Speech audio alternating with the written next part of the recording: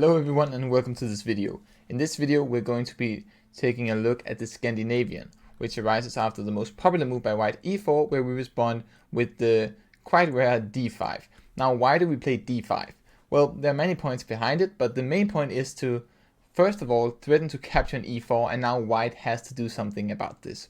So the idea is to stop white in their tracks and force them to address this. And the only actually good move is for white to capture our pawn on d5, which makes it a lot easier for us to learn. It's very theory light, there's not a lot of things that we need to know, and we're going to make sure that we get into stuff that we know very well that our opponent most likely does not know very well.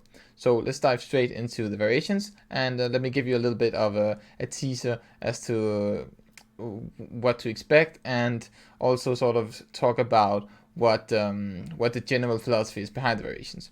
So we're going to play for this gambit with knight f6, where we're now a pawn down, but we're going to play with very active piece play.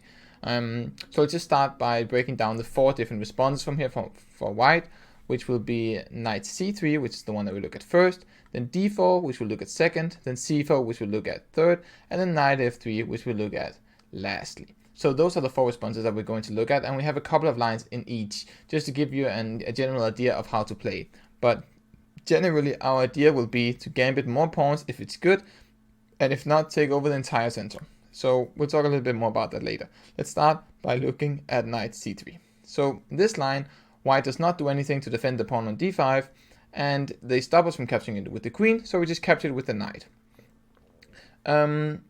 Now we have some ideas of maybe e6 or c6 if they, for example, play bishop c4, but the main line goes knight captures in d5. It's the most popular move by far. We can capture with our queen, and now our opponent will probably play d4 or knight f3. If they don't play d4 immediately, for example knight f3, we play knight c6. Our idea is generally to castle long soon, so we just have to move our light square bishop, and then we can castle long. And if they keep not playing d4, for example with bishop e2, then actually we're going to play e5 now, because now we're stopping d4 from happening. And after they castle, we can even play e4 to kick away this knight. And now after the knight retreats, we can play bishop e6. And now let's say they will now play something like d3 or c3, have to move their pawns. And then we can castle long. And it's clear to see that we have a big advantage because all of our pieces are in play. Our rook is fantastic on d8. Our bishops are going to come out. And all of white's pieces are still sleeping on the back rank. Not to mention we have way more control over the center. So black is already much better here. If we go back and say, okay, so we probably shouldn't be allowed to just play e5. So what if our opponent instead plays d4 to stop that? Okay, that makes sense. Then we're going to play bishop g4. Again, we want to castle long, so we need to get this light square bishop out. And now e5 doesn't make sense. So bishop e2, and then we can castle. And again, now we're threatening to capture on d4, on e2, and then again on d4, winning a pawn. So c3 is usually what white would play, not giving up the pawn. But now we still have e5. And let's see what happens if our opponent captures the pawn, which is the first question that you may have. Then we actually have a very cool queen e4, where now our rook is attacking our opponent's queen. The most popular line for our opponent, also notice how we can capture the pawn on e5. The most popular line is queen b3, where we can then capture the pawn. Now we have tons of threats. For example, if they capture here, it's a maiden one on e2. And in the main line with bishop e3, where our queen is no longer attacking the bishop on e2, we can capture twice on f3. Now we've won our pawn back. White is unable to castle, they have to move their rook, and black is already much better here. A cool variation is bishop c5, giving up an entire piece, just with the idea that we have rook h to e8 check, and now look at white's king. It has almost nowhere to go, and if the bishop comes back, then this is actually going to run into a mate.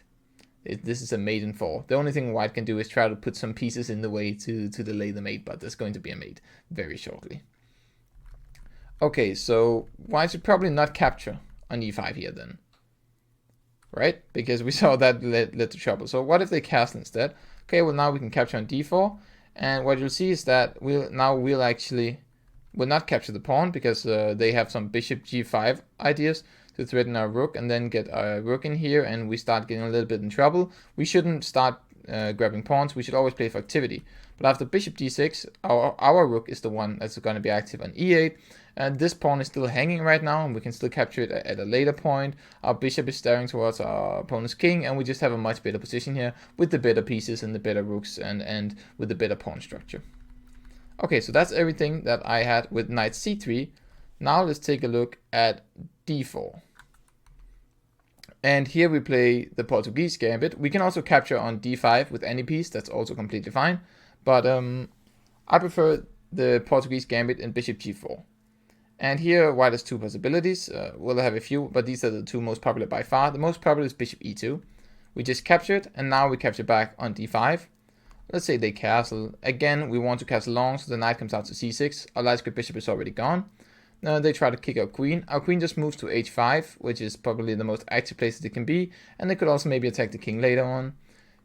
Knight g3 to trade the queens makes a lot of sense. But even in this endgame, it's clear that there's pressure on white's d-pawn. If they try to save it with playing d5, we have knight b4, and now there's a fork, and we're going to win an entire pawn with a completely winning position. If they instead do not give us this pawn and defend it with bishop e3, then we have e6, and we still have a slight edge with our knight coming to g4 or d4, or d5. We can play g6 and bishop g7 to get a dark square bishop into the game and put even more pressure on the d4 pawn, and we can double on the d file, and just the name of the game is just this d pawn is horrible, and white has to be very careful that they don't lose it, and if they ever lose it, then we're just up a pawn in a winning endgame, right? Alright, so now let's look at what happens after 3c4. Here we're gonna gambit yet another pawn with e6, and the idea is after they capture it, we can capture with the bishop, and now we have a lot of activity. Usually we're going to play something like c5 or queen e7. So it makes sense for opponent to play d4 to stop c5 from us. Now we play bishop b4, developing another piece with check, and then the most common move is knight c3. One of the things to note is that the pawn on d4 is not hanging, but then we play knight e4, and white usually panics here. They don't know what to do, so they defend their knight, but now the problem is that the pawn on d4 is hanging, and this was covered in the short. Knight f3 is actually mate on f2, which a lot of people have fallen for. So instead they should probably capture the knight, but we can still capture with a check, capture on d2, play knight c6, and it's clear that all of our opponent's pieces are sort of stepping on each other's toes, and if they try, for example, to castle long, we win this pawn. We just have to make sure that we don't lose our queen here. So let's drop it back to c5, and now we have ideas of rook d8. It's defended by our knight and king, and we can castle short, and we're simply up a pawn with a queen that's staring down our opponent's king. This has to be much better, in fact, winning for us. Alright, so we can go back a little bit here and say, what if our opponent did not play d4 here? Because we looked at d4 and bishop b4 check. What if they do not do that? For example, let's say knight f3. Well, we could play c5 here, for sure, but I also really like queen e7, a very tricky move, where now the main move is bishop e2, but now we get to capture on c4, and we've already won our pawn back. Now after d3, our bishop goes to a6, still staring down this d3 pawn. Our knight comes to c6, and just in time, after rook e1, we get to castle long. And now we're just going to move a queen out of the way. And again, we have all this pressure along the d file on our opponent's d pawn, and this leaves us in a slightly better position where our opponent has to be careful that they're not going to just lose a pawn. And now lastly, we're going to look at what happens after knight f3 in this position. We're going to capture with the queen. So this is the only line where our opponent does not defend the pawn on d5, and they also they also don't allow us to do any good gambit. So we're just going to capture with the queen. And again, the reason we capture with the queen is to try and castle long later. So for example, knight c3, queen a5. So in this line it goes to a5 instead of h5, and that's because we're trying to make two pins happen. For example, after d4, bishop g4, now we have two pins. Bishop e2, knight c6, putting some pressure on this d4 pawn. After they castle short, we can castle long now. Again, tons of pressure along the d file. And if they just try to keep developing in simple manner, e5 now wins the pawn. For example, d5, we can actually just capture it. So that was just winning for black. So instead, if we go back here and say, well, what if they don't play d4, but bishop c4, which is the second most played move, then we can just keep developing. Again, we just want to castle long, make sure that we don't hang our bishop, castle long, queen goes to f5 to put pressure on this knight. Now g4, we can actually capture it with our knight.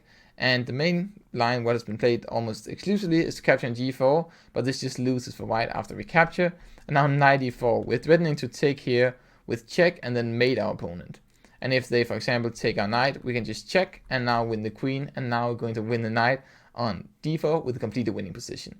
So hopefully you thought these lines were interesting. You can see there's a lot of ways that we can just completely take over the game and win. There are some other lines that you can look at yourself if you're interested, but really this is some of the main lines. I've mentioned all of the most played moves. It will give you a good idea of what will happen at your own level, and also just the general ideas. This idea of if our opponent tries to defend it with c4, then we play e6. If our opponent doesn't do that, like just play something slowly, like let's say knight c3, that we capture with the knight. If we play knight f3, you know, we capture with our queen. And generally we want to play knight c6, bishop g4 or f5, and castle long and just put pressure along the d file.